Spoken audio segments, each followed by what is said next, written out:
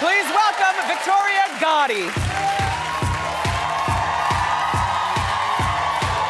Yeah.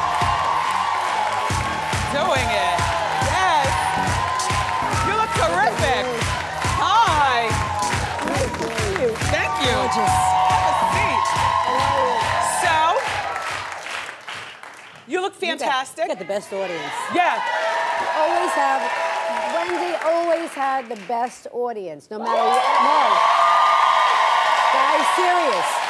I'm so serious. Always said that. Not because I'm here. Always said that. She's got the best audience, best demographic, best group. So look, so where are the boys? Because we had all of you that were supposed to come. Yes. I was looking forward to checking them out. We were going to do a funny little. Well, Carmine had the idea to do a little selfie only because it was for Wendy. Oh. And the scruffle, the kind of 5 o'clock shower, no, it didn't kind of go over too well this morning, laying in bed. But we're all sick. Now, first birthday I spent in bed yesterday in my whole life, and happy it was birthday. horrible. Wow. Thank you. So Frankie, we know, is in the middle.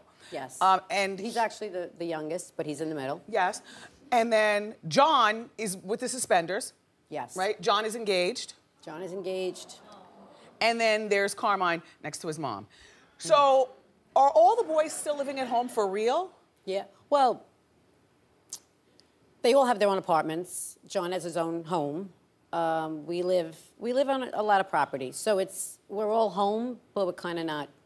Wait, you know? What do you mean? Wait, so an apartment within the compound? Yeah, exactly. Got you. Right. We have a main house, and there's like a wing, let's just say, and Carmine has that, and he has his own private everything. Yes. And John, too. John lives kind of next door.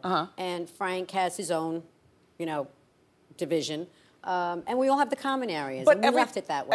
Everybody on the compound. I like that also. I love you it. know what? I wish we could stay like that forever. I don't mind that at all, especially because you have such a big piece of property and such an intricate, layout on the property. And you're a single woman, and why not have your boys around? You'll see when Kev gets older. You're not going to want him to leave. No, you know what? I vote for family compounds. I vote for them. I think that if you can afford to do something like that, I think that's terrific. So imagine Wendy Williams as your mother-in-law.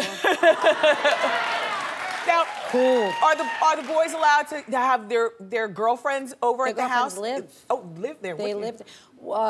Two of them live there, and the third pretty much, kind of, I think, almost. Lives there. So now, what's going on with your love life?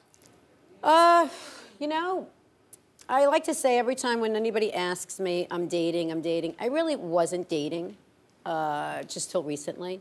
Because, it was so awkward with the boys. And, it's so hard when they're almost like 3 husbands. And who do you bring home? It was always in my head that anybody that I bring home has to really be a good guy. I don't want second chances, third chances. And we really can't be sure of that. So I honestly can say I didn't find that good guy yet. So now I'd say a few months ago, I think Johnny came in one Saturday night, common area, and he said, "What are you doing on the couch? It's a Saturday night." And I said, "I'm here every Saturday night."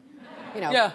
And he said, "Get out, go meet someone, go on a date." And I went, "Excuse me, did you just say go on a date?" It's like, they've changed now. Well, that's because they're getting older, and if you don't have somebody, this is what I always say, then your mom's going to become a nag to you. There you go. If your mom, so you should always want your mom and dad, get out there and date and get off my back. So your marriage to the boy's father did not survive prison. No. Do you think that Teresa and Joe will survive prison? Teresa and Joe? I'm going to say yes. What? I'm going to say yes. You are a good friend. No, I'm going to say yes, and she'll probably kill me after this, but Teresa, I watch my friends, too. They can tell me all they want, and I can listen and see, but I'm a good observer. I'm a people watcher, and Teresa adores Joe. I watch them at dinner. I watch, Joe leads, Joe finishes. Teresa is the wife that is still madly in love with her husband. Oh, wow. She is, That's I have to sweet. say that. I wish I could come out with some more gossip, but we're watching going to get to the gossip now. Here you go. Look, let's talk about, you stirred up some drama over at the Jersey Housewives by spreading what everybody's saying. is a rumor. Okay, so they're these twins, and they're new to Jersey Housewives. One's name is Teresa. Right. And the other one's name, I forget. Nicole. Okay. Teresa is married to Reno. And tell everybody the rumor. All right. The rumor was basically that Reno had an affair with his mother-in-law because this is something he said some time back. It gets discussed way before we shoot this, by the way. Way before we shoot this. There's the mother-in-law, the blue dress.